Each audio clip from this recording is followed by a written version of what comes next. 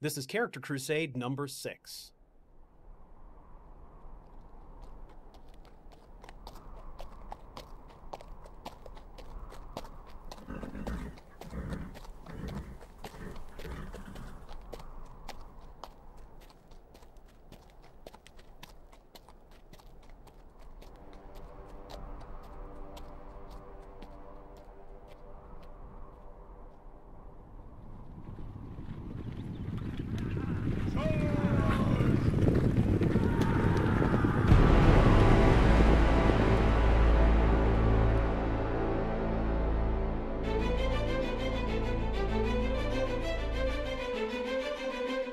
You're listening to Character Crusade.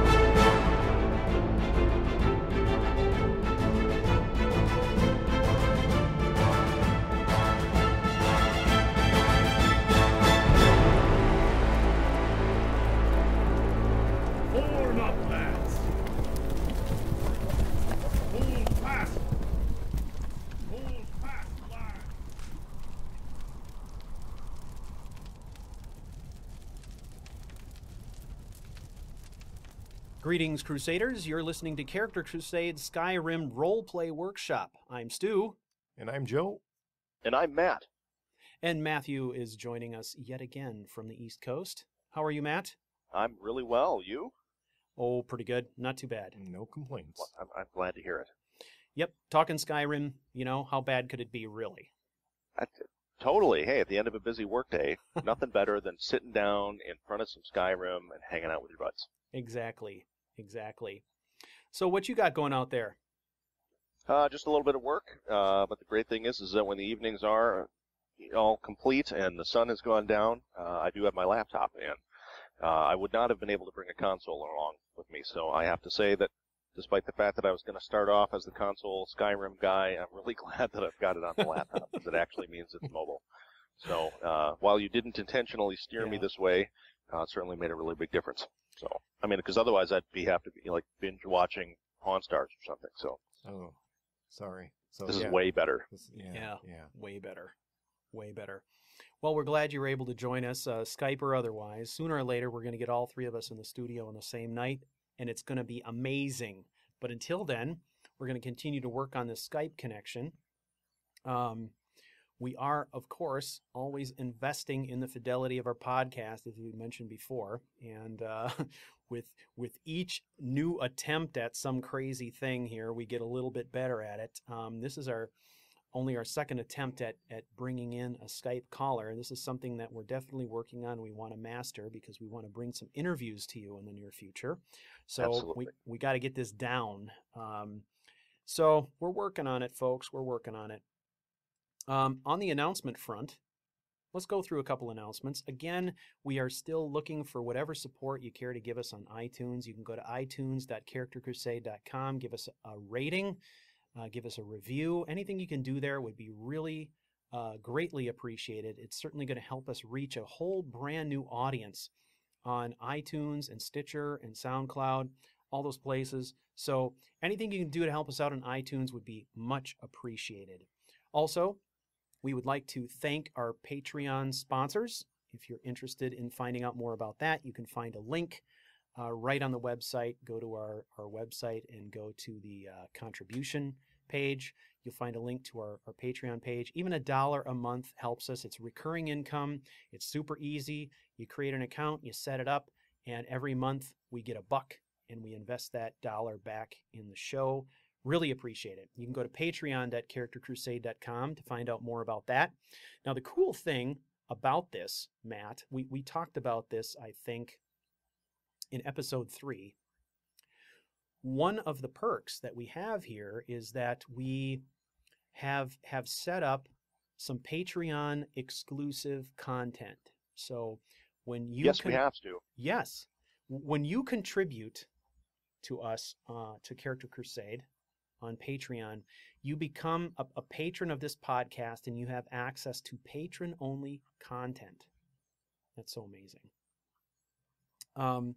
And one of the things that we did is just last week, we released our first piece of patron-only content in the form of a micro mod.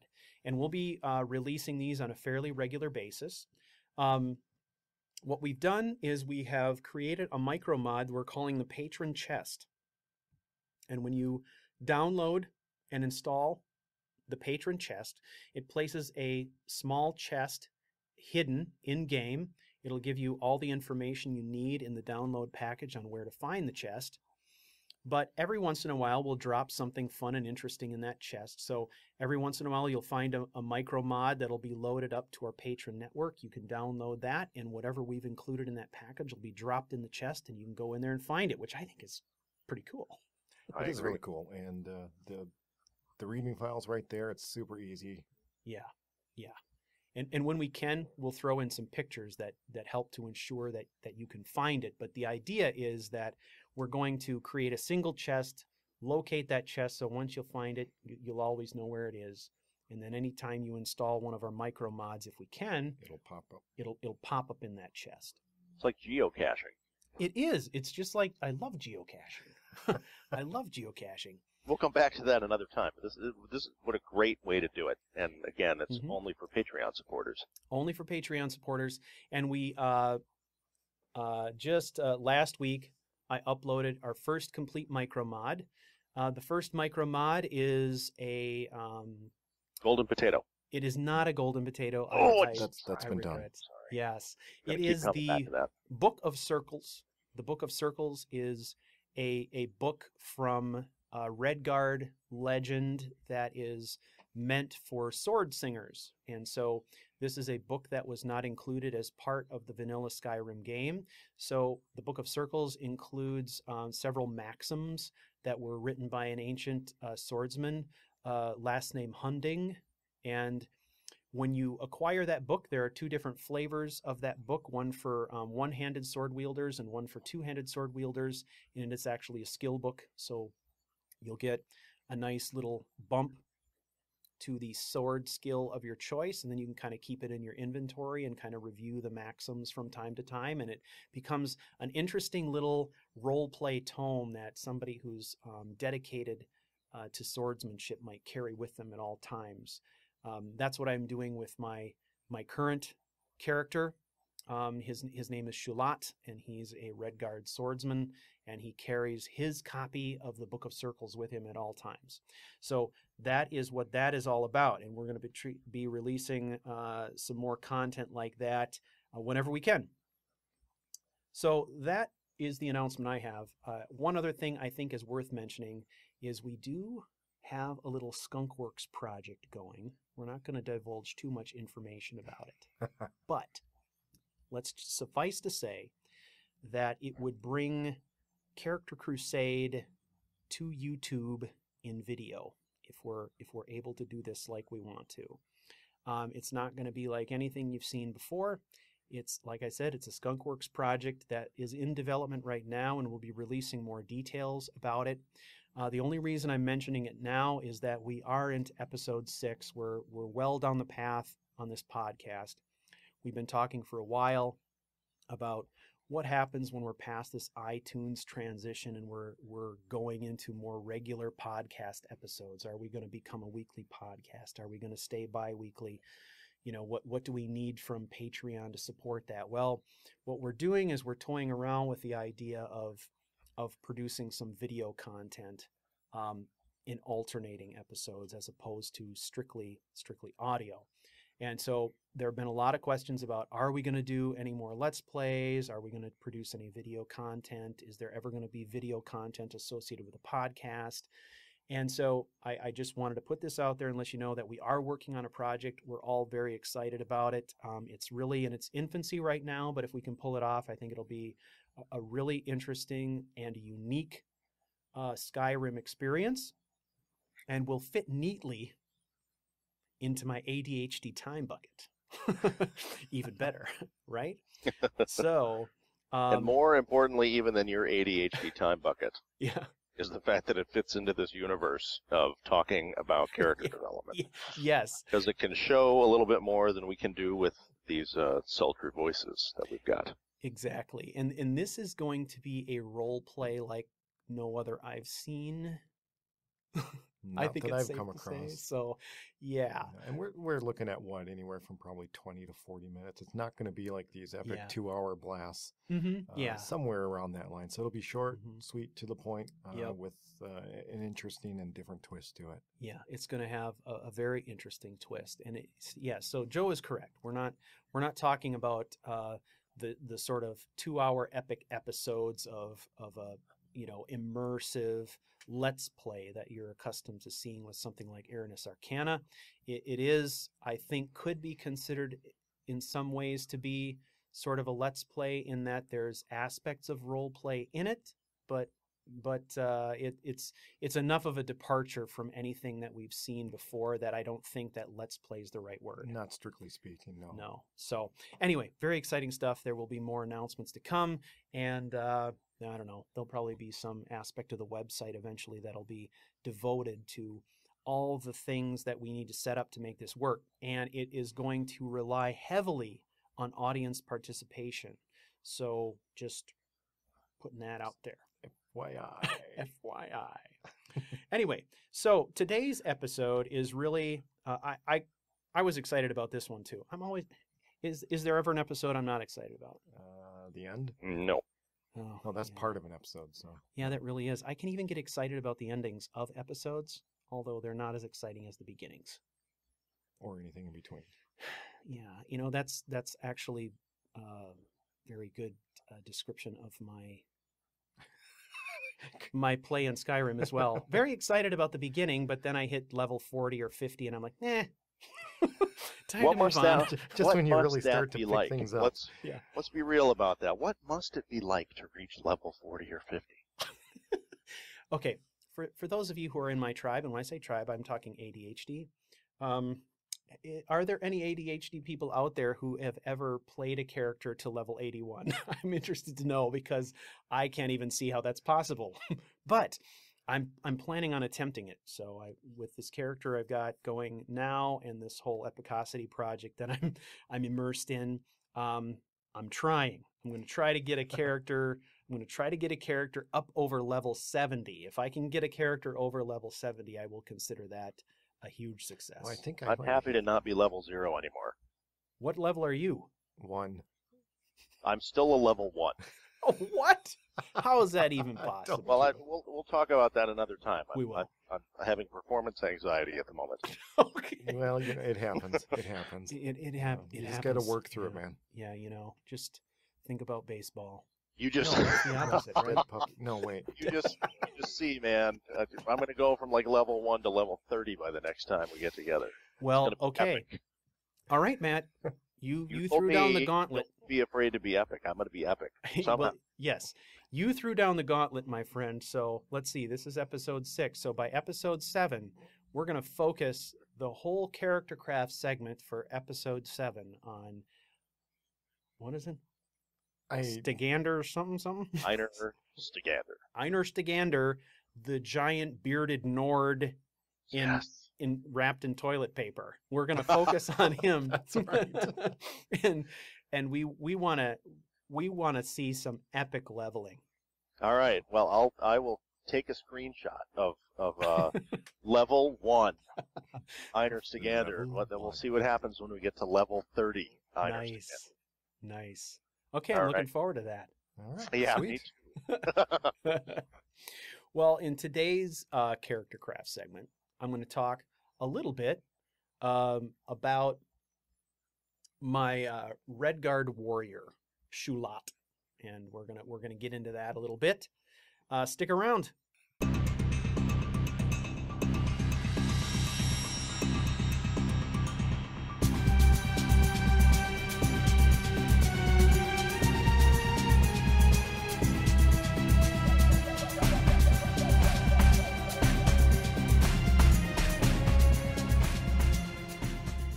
In today's Character Craft segment, we're going to be talking about Shulot. He is my current character. I am playing him as kind of my Project Epicosity Harbinger candidate, if you will.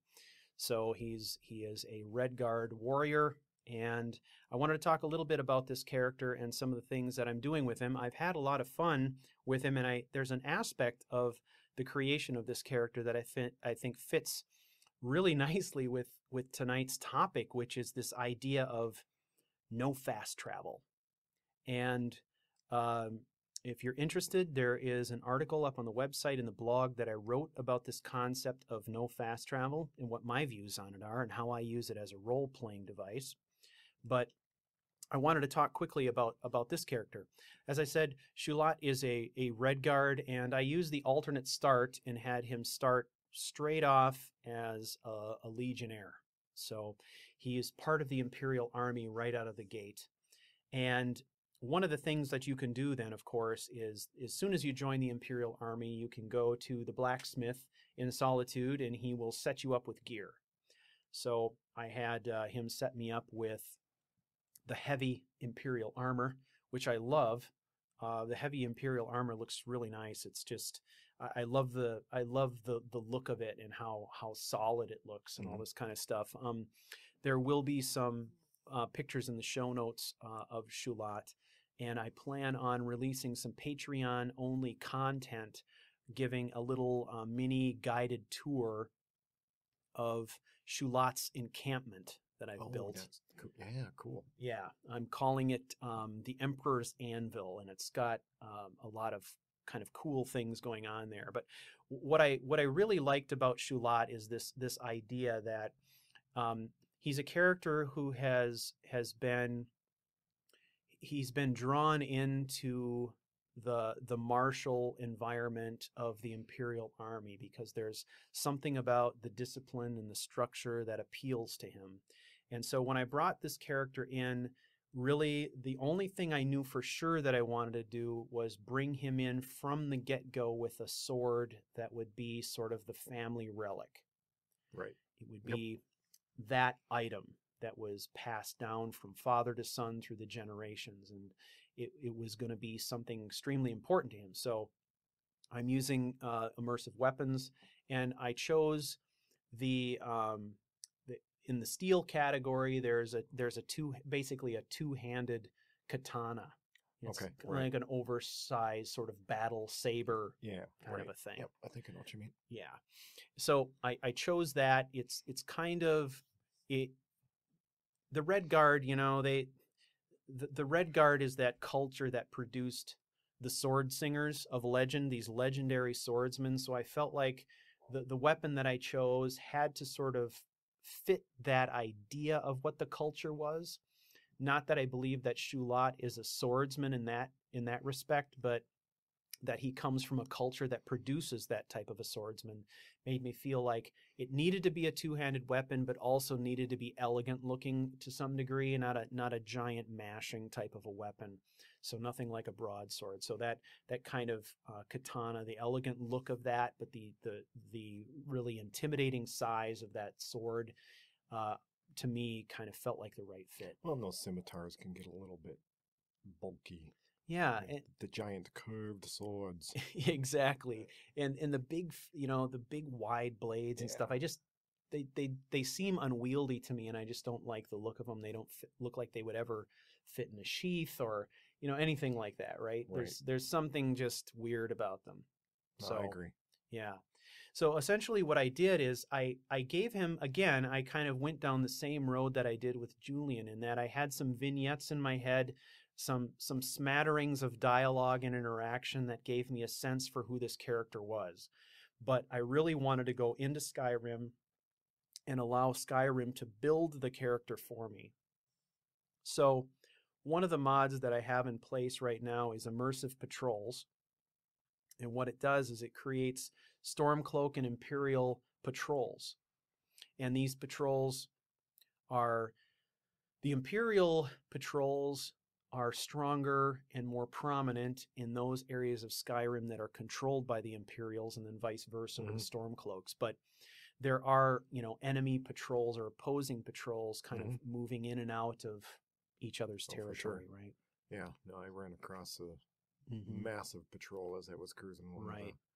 Yeah. I'm like, oh, thank God I wasn't in the middle of that fray. Exactly. So I'm using that in combination with the Organized Bandits mod, which allows you to sort of ratchet up and down the number of bandits that spawn, and then the bandits are organized into groups that have a bit more going on than your standard group of bandits. You can have bandits that are led by magic users that have interesting powers and really kind of cool things that they drop for loot and stuff like that. But they're much more dangerous than your standard group of bandits with this mod running. So what I did know of the patrols mod was that there was a patrol of Imperial soldiers that would kind of march back and forth over this long stretch of plains between the town of Rorikstad and Ambershade Mine.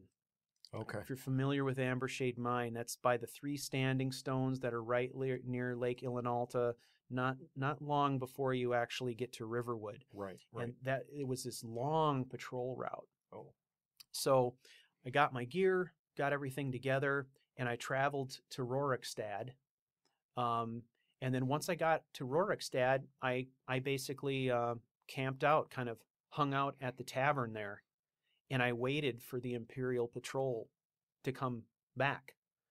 And when they came down the road, I joined up with them, and I just started walking. And cool. They walk. I mean, they're going at a walking pace. So I slowed down to a walking pace, and I just walked with them as if I were a member of the group, right? Pretty safe way to travel through Skyrim, I think. Exactly. And from a role-playing sense, the way that I kind of portrayed this is that Shulot is kind of an up-and-coming officer, and his first commission upon arriving at Skyrim is to rendezvous with his patrol in Rorikstad, and then he's going to lead that patrol, and that is going to be sort of his core group of soldiers that he travels with for a certain period of time. Cool. So that's what I did. I hung out there, and then I hooked up with these guys, and we started walking, and I said, you know what? If I walk with these guys long enough, something is going to happen that's going to shape the way that this character ends up going. I bet it did. And that is what happened. I mean, it's totally what happened. We had a couple of very, minor encounters with wolves and stuff along the trail there. But once we started heading toward Falkreath, you get up out of the plains, you start heading up the mountain, up the hill into the forest, headed towards Falkreath there. We were attacked in rapid succession by 2 separate patrols of Stormcloaks, and it was amazing. The battle, the battle raged in the forest there. Oh. The trees were on fire. Everything was falling apart. We came out of those 2 battles with half the patrol dead, wow. And we still had to continue the circuit. Wow. So at that point, I played Shulot as the guy who's rising to the challenge, right? So then at that point, I was kind of jogging out in front of the patrol as they proceeded. And this takes a long time. I mean, these guys are going at a walking pace. Mm-hmm. So I was running out ahead, looking for problems, looking for attackers and stuff like that. We made the circuit all the way there, didn't lose anybody else, and then started making our way back. And the interesting thing was we made our way all the way back to the point where we came down the hill and back out into the plain, headed for Rorikstad. And I was doing a head count, and I'm like, dang, I'm 1 guy short. And so I ran back up the trail, And I found this guy and I'm like, hey, Mr. Straggler, let's go. So I felt like I had to hang out with him a little bit. And now suddenly I had this nightmare situation, which would be the nightmare for anybody who is leading a group of soldiers where your soldiers are strung out, right? Oh, yeah. And it started to affect me. Like, this is kind of stressing me out because we could get attacked here again at any time. And I've only got 3 guys left and we're strung out too far to help each other. Right, right. So I stayed with this one guy and I followed him for a while, and we came to sort of a crossroad, and they kept heading down, and he finally sped up a little bit to catch up with his fellows, right? Sure. And so they were hiking along, and I looked up the trail, and there's somebody coming towards me down this crossroad. And it was a big guy with a 2-handed weapon, and I'm like, okay, I'm going to hang back. I'm going to hang back and see who this is because I'm covering our flank because I'm supposed to be the officer, right? Right on. And it turns out it's the last surviving member and leader of a Stormcloak patrol, right? Oh, And he's got kind of the more kind of legendary Stormcloak gear Yep. on and a Yeah. giant 2-handed axe. And he charged me and I charged him, and we got into it, and the fight went on for a long time. I mean, it was a lot of blocking and blocking and blocking and falling back and healing and blocking. And, you know, Right. we were bashing on each other. And by the time I got done with that whole thing, I was like, okay, I'm exhausted at this point, and I think I should probably set up camp. I've taken a whole bunch of damage. I don't have any healing potions left. So it felt like a desperate situation, right? Like where, seems like it. yeah, right? So it really kind of worked out cool. And what ended up happening is I camped overnight, rested up, got myself kind of fully healed, and I got back on the trail, and I started running down the road toward Rorikstad, trying to catch up with the rest of my patrol. And about 2 miles up the road, I found all their bodies. Oh, no. Yeah. And I'm like, this is amazing. This is like a character defining thing that just happened in the game because I chose to walk around and follow these guys and act like I was their leader. And it was, from that point, it was kind of like, how does this disaster affect him, right? How Right. does it make him feel? And it gave me all this role-playing ammunition. Well, yeah. I mean, does he feel like he betrayed his group because he wasn't with them to help Yeah. defend, Mhm. or does he feel as if there's some kind of intervention that saved him from being slaughtered? Yeah. I mean, there's 2 ways to look at it. Yeah. With a lot of subtleties either way. Yeah. I mean, you know, there's all kinds of questions that come out of that, right? Now, for a military leader, someone in that type of background, the obvious choice would be, taking all that onto himself. Mhm. If I were there, this wouldn't have happened, kind of thing. Yeah. Which probably isn't true, but Right. that's that loyalty factor. Exactly. And I think what added to the mystery and the atmosphere of the whole thing is that all 3 of them were dead, but there was no sign of enemy bodies or what had attacked them anywhere. Oh, so they either didn't bring anyone down, or they got hit by something else, Yeah. So animals or whatever. exactly. There was really no way to know. So And no way to find out at all, even after the fact. exactly. And what it reminded me of is some of these, there was a string of movies that came out not too long ago that tried to portray the experience of the Roman centurion marching into Britain, and in places like that, fighting the Gauls and the Celts, and being in a foreign land, fighting against people who were very strange to you, and how scary that is, being out of your element and being in environments where your tactics don't work, and things like that. So to me, it was a really kind of a cool way to get into the game with this character. And I've been finding more and more that I love this idea of having just a little bit of knowledge, just a little bit of an idea of who I think the character is going in, but then allowing the game to steer me in a direction that helps me really define who the character is in the here and now, and saying that all that stuff that happened was formative, but this is the moment in Skyrim here, this point where the character is going to be defined, or this experience in Skyrim that we're having is the crucible that makes the person who they are. Well, that's a really good point, because it's like, it's so easy to define this character and really have this, tunnel vision of what he is or she, and regardless of what's going on around him, that's what I set out to do. That's what I'm going to do, and I'm not going to deviate. Yeah. And pretty soon, all you're doing is just quests. Exactly. Without actually playing the game.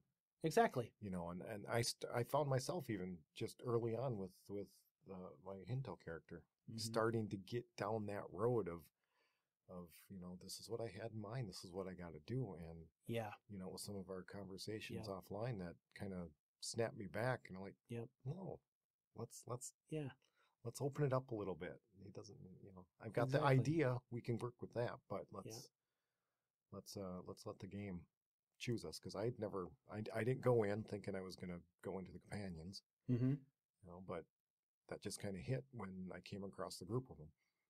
So that's a great point. This game will steer you into some amazing adventures if you allow it to. Yeah, you just have to let it. You just have to let it. So that is what we're going to talk about in our play theory segment. This concept of not only no fast travel, but what exploration means in a role play sense. So stick around.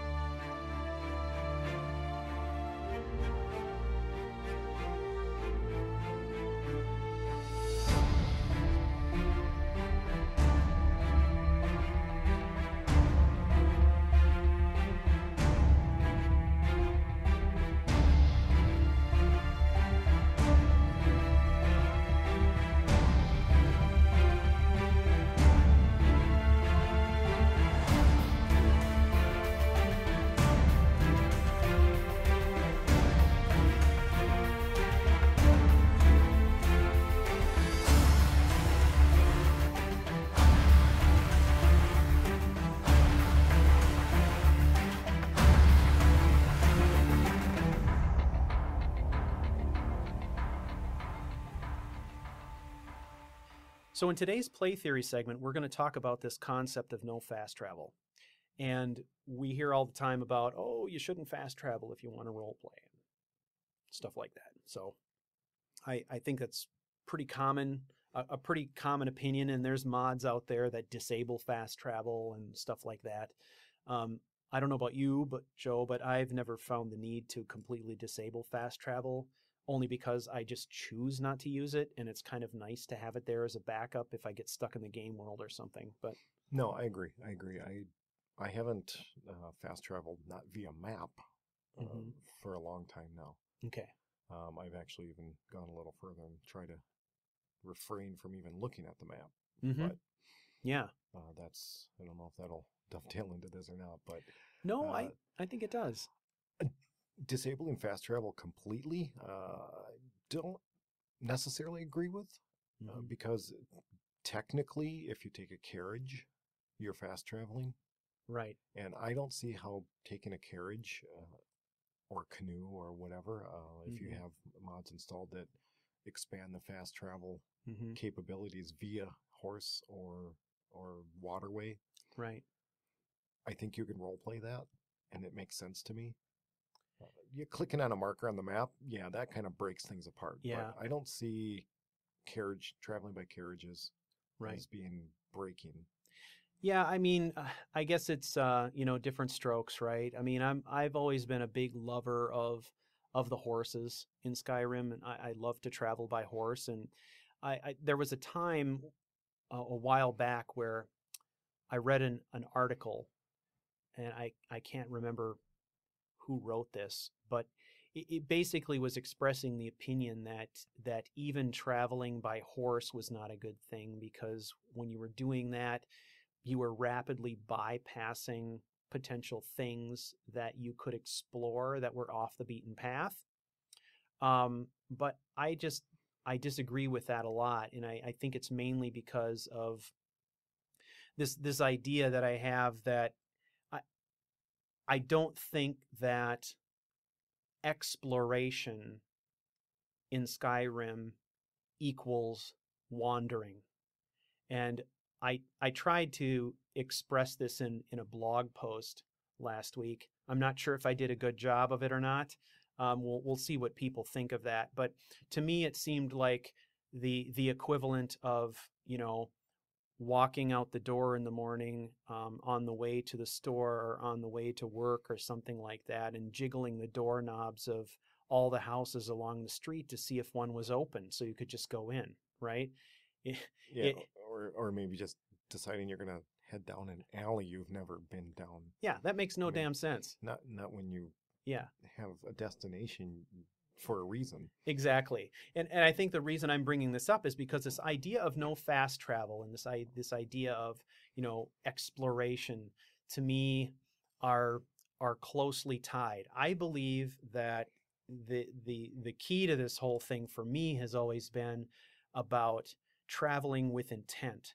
And traveling with intent is actually pretty easy to do from a role-playing sense if you think about the way that you operate in your daily life, right? If I have things that I need to do, I'm going through them in my mind and I'm stacking them up. What has priority? What can I do along the way? Stuff like that.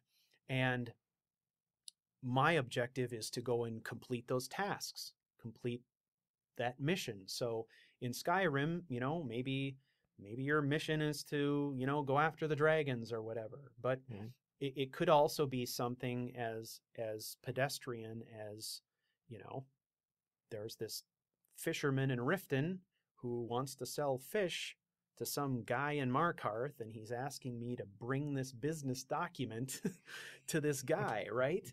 And he's willing to pay me to do it. So to me, that's my mission, right?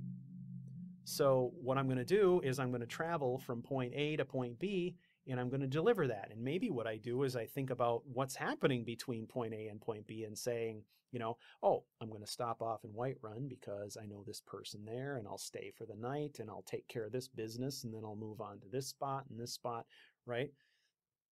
Then the issue is not just wandering. It's point A to point B mission that makes sense in a real world kind of scenario and from a role-playing perspective.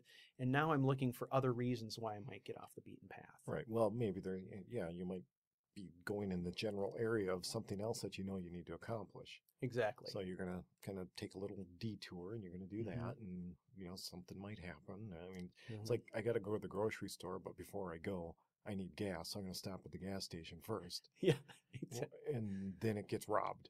Yeah. While you're there. So, I mean, that would really suck. But that's an extreme example, but it's not extreme for Skyrim. No. So sadly, it's not. Right? But yeah. Yeah. No, I agree.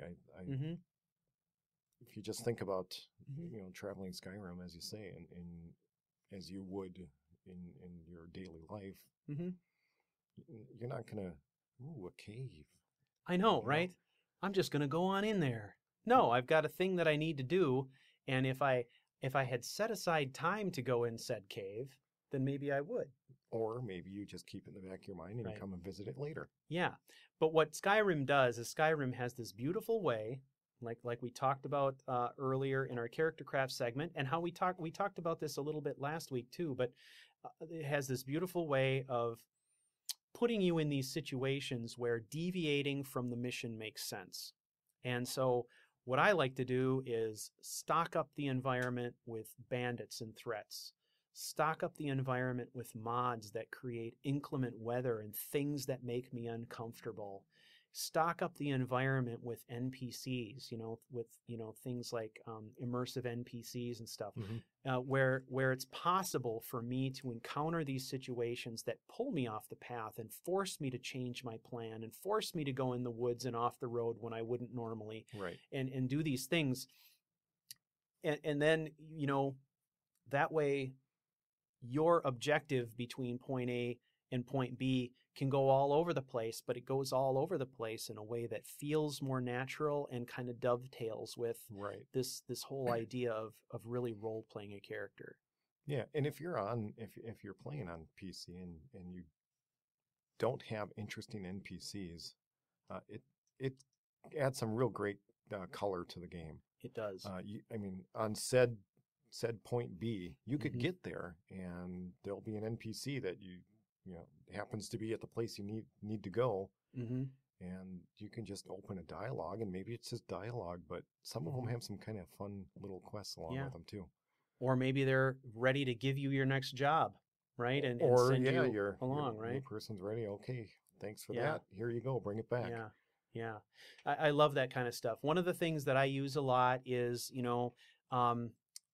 battle, of course, attacks. I talked about it earlier with Shulot, Right. getting in a situation where he was in a combat situation, and he just spent a fairly intense amount of time fighting one-on-one with another guy in the middle of the road in the dead of night, and now he's gonna jog down the road and try and find his comrades. I don't think so. I think he would be exhausted. I think he would be in pain. I think he would want to rest.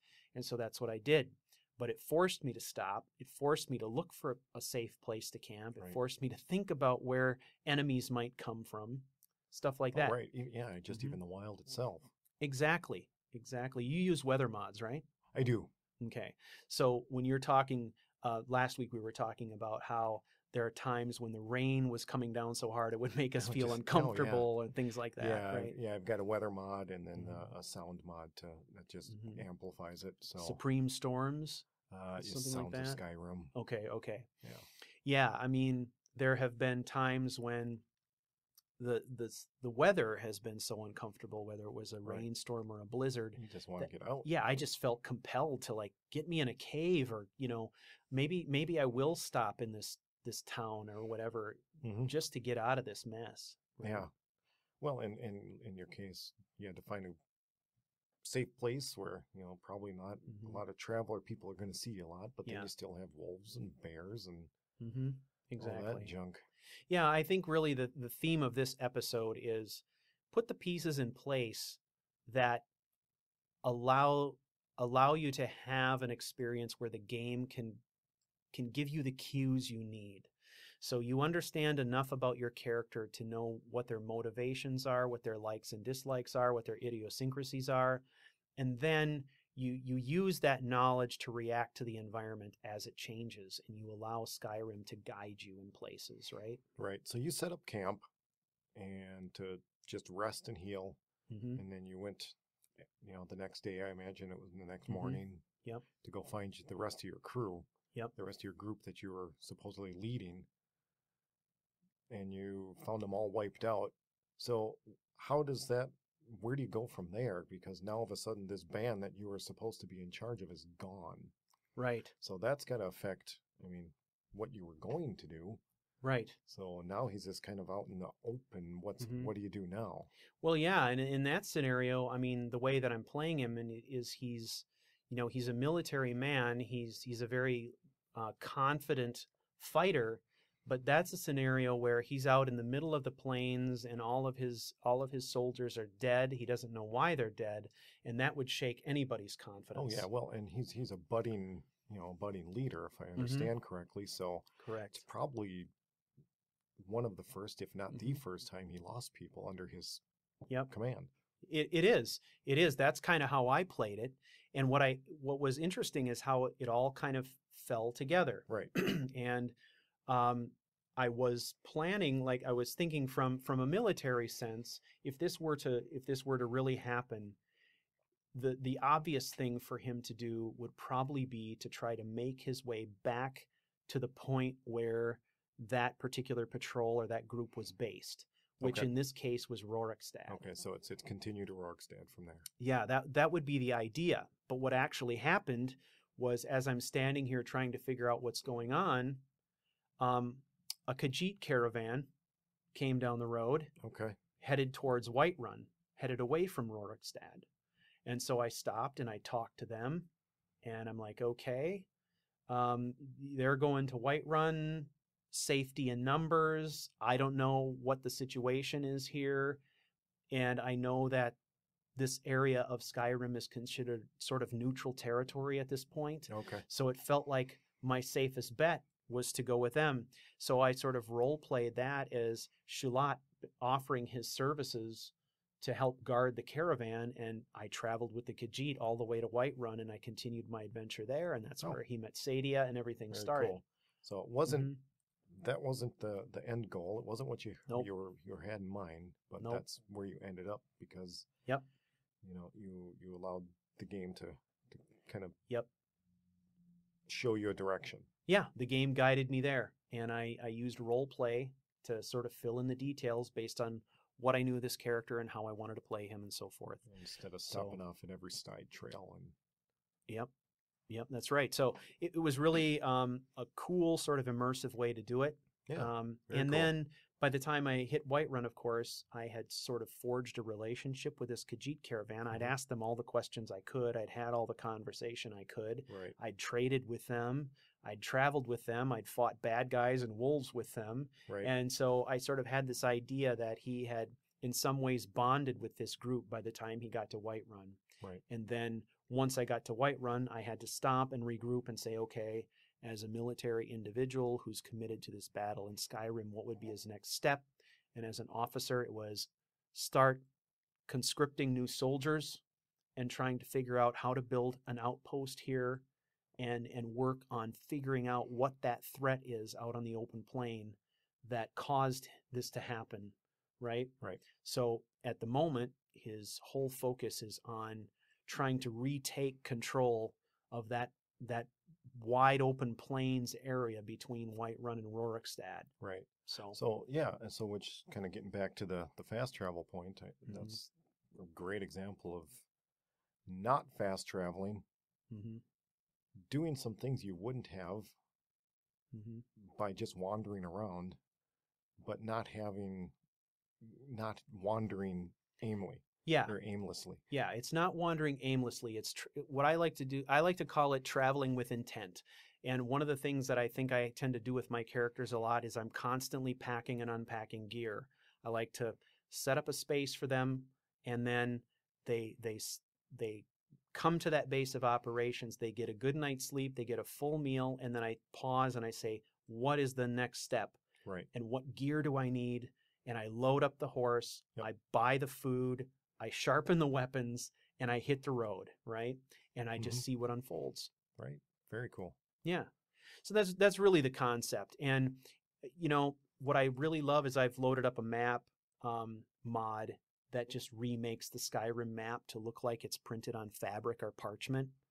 And I use it as if it were a map. I use it to refer to say, where's the road? Oh. Where's the stream? Where's Right. the town? As if he were stopping and looking at his map. Sure. And I don't use it to fast travel or anything like that. I use it as reference. Right. And so anytime a new marker pops up on the map, I treat that as though, he pulled out his map and Shulot took a grease pencil and he made a dot and said, oh yeah, this is here. Right. Right. And that's kind of how I use it, as a visual reference and nothing more.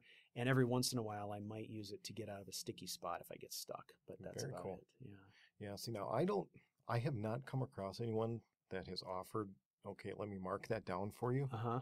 So I don't consider myself even having a map. Right. So I have pulled away from referring to the map, and I will use a carriage if I know I need to get to a town for a specific reason, Right. because I don't have a horse yet. Mm-hmm. I could see Hinto getting a horse at some point, Mm-hmm. but right now he doesn't have one. So I'll take a carriage if I think I need to get to someone Right. fast. If I need to get there, the quickest route. Right. A lot of times I won't. I'll just run, but every now and again. Mm-hmm. So I don't look at the map. And with the Hunter-born mod that I've got installed, it does some kind of cool things. One of these things you can do is called Scrimshaw, Mm-hmm. and it allows you to craft a variety of, I guess, primal artifacts. Cool. Necklaces, rings, daggers, crude axes, stuff like that. And it's all fabricated out of horns and bones and leather straps. This is all stuff you harvest off of the animals that you kill. So when you kill, Okay. when you hunt or you kill a wolf or a bear, you can harvest ingredients out of them, which would be teeth and claws and eyes, and you can use just about everything. Okay. Along with the pelt, of course. Even the meat, you can harvest the meat. Yeah, which- now I've used this mod, but not to the extent that you are. So what are some of the Yeah. things that you've been So, making? The one thing that kind of dovetails into this pretty well, I think, is the divining knife. Divining knife. So the divining knife is made of bits of bone and leather straps. Okay. And so if you harvest those ingredients off of an animal, you can make these things. Okay. So I make a pile of them, as many as I can. Mm-hmm. And then what you'll do is whenever you're in a location you don't really know where your objective is, you would drop this thing on the ground and it'll give you like this little blue swirly Really? in the direction of where you're supposed to go. Oh, that's cool. So it doesn't last real long, Yeah. and it consumes the knife, so you lose it, which is why you got to have a bunch of them. Oh, Unless you know the map or Yeah. the world really well, which I'm not of that person. I need a lot of these knives because Yeah. I'll get to a T in the road, and where do I need to go? it's kind of like the clairvoyance spell, I would think, right? Ah. Where you can cast it and it kind of creates a little aura that tells you the general direction that you need to go. Yeah, I don't think I've ever used that particular one, but Yeah. it kind of looks like the stun beam from the blaster in Star Wars that the stormtroopers use. Kind of that little Okay. round circular, Oh, really? but it's really small and it's kind of a tube.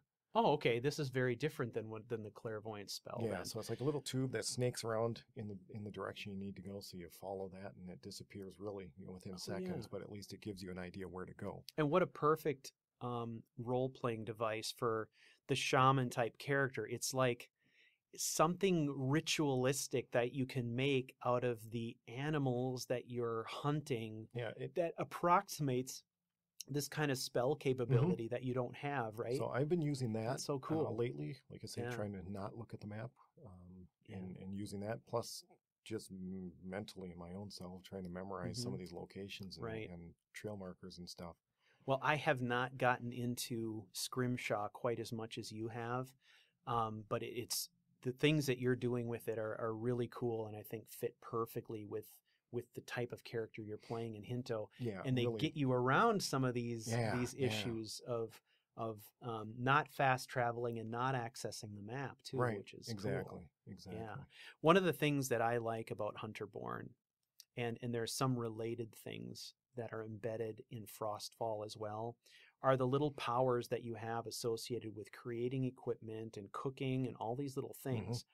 What I love to do is find a spot, set up camp for the night, and I pass the time overnight sitting around the campfire, going through Scrimshaw stuff, making things, checking out all that stuff and seeing what I can build as I sit around the campfire and while away the time doing those things. I think I've created all the necklaces and most of the rings, just because they add a different ability or give you a pop in one specific area. So right, there's a low light vision amp that one of the necklaces will give you. So I can throw that on if I'm in a cave, and I won't have to use my lantern. Oh, that's awesome. It's very similar to the vampire sight. So it can be a little overwhelming. I don't always use it because it just gets too intense at some points. Okay. But if it's super dark, it's really helpful. Yeah. Well, I may have to explore that a little bit more. I don't think that the character I'm playing now is into it quite so much, but I did use it quite a bit with Julian.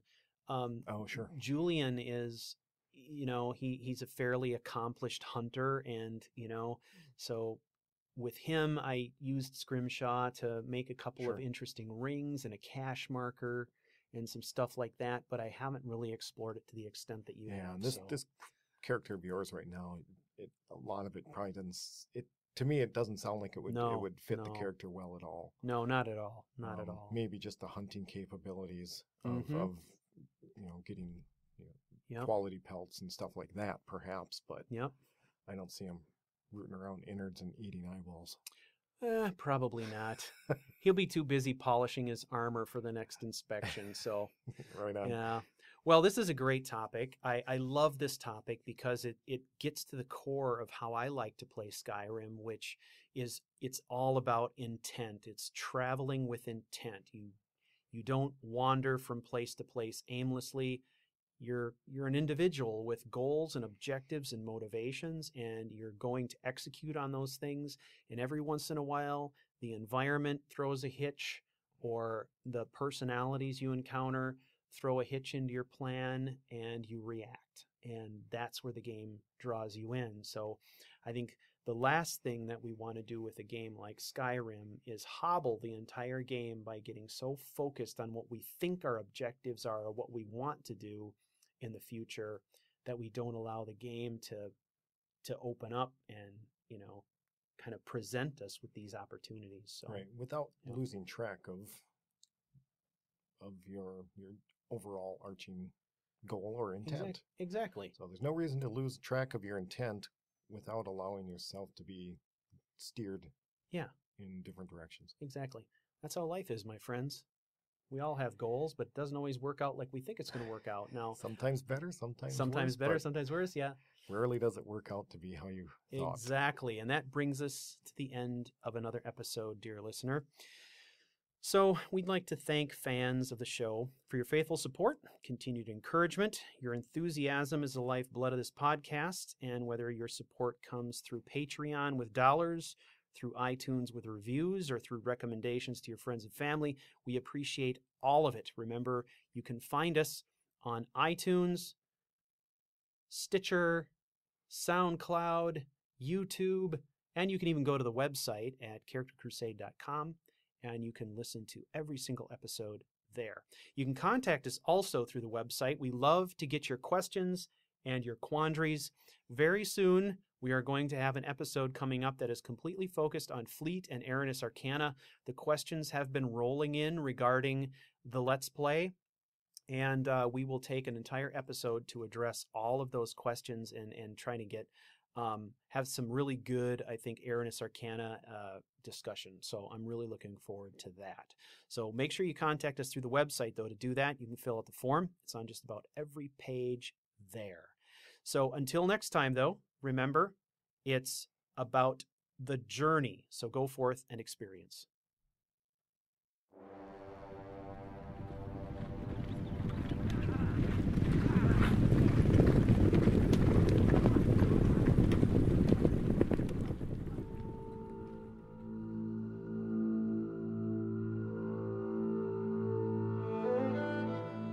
Hey Crusaders, if you're anything like me, you appreciate a great story.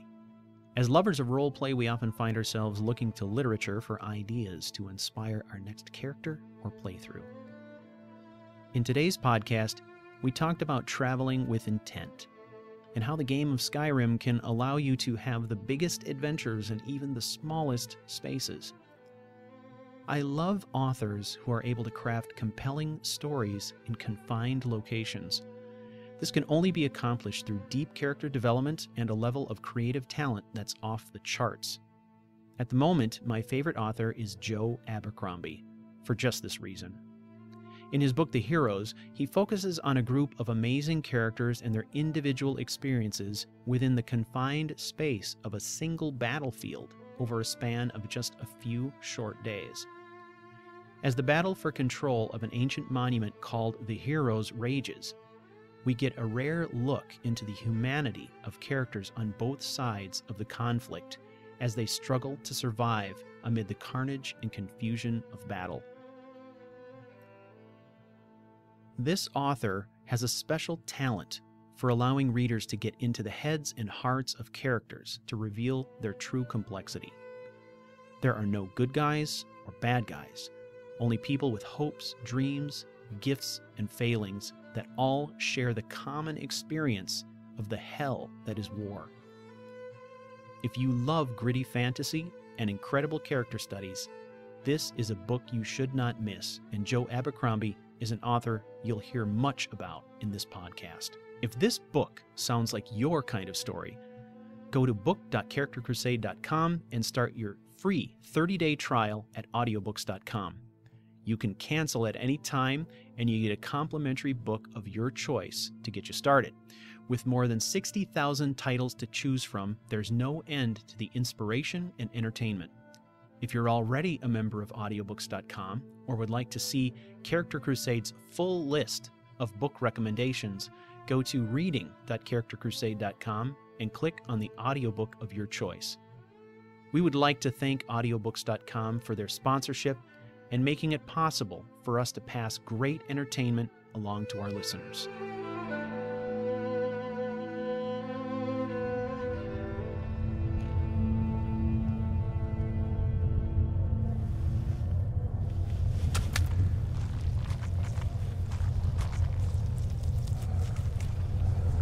Now tell me, who is this stranger you have brought into our hall?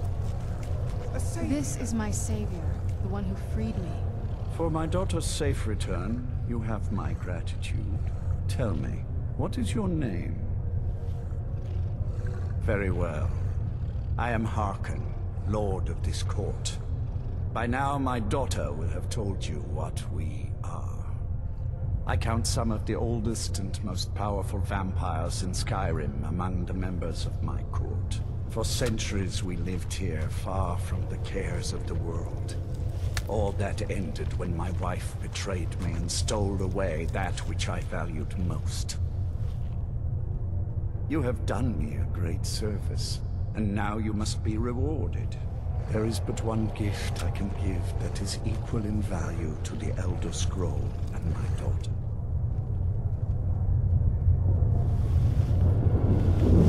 I offer you my blood. Take it and you will walk as a lion among sheep. Men will tremble at your approach and you will never fear death again.